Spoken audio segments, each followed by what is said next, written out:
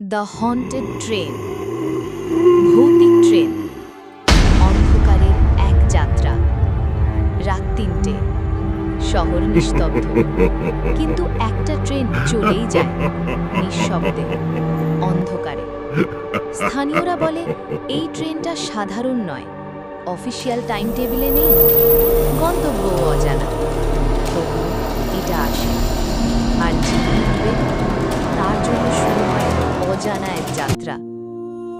এক ঝড়ের রাতে রাহুল নামে একজন মানুষ সাহস করে উঠে পড়েছিল। সতর্ক বার্তাগুলো তার কানে গায়নি।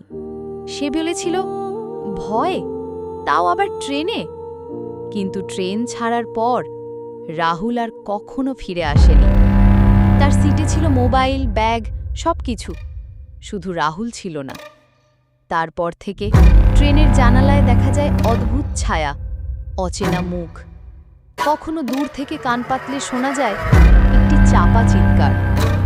লোকেরা বলে ট্রেনটা এখনো চলে, কিন্তু কোনো স্টেশনে নয়, অন্য কোথাও, আরও গা ছমছমে কোনো জায়গায়।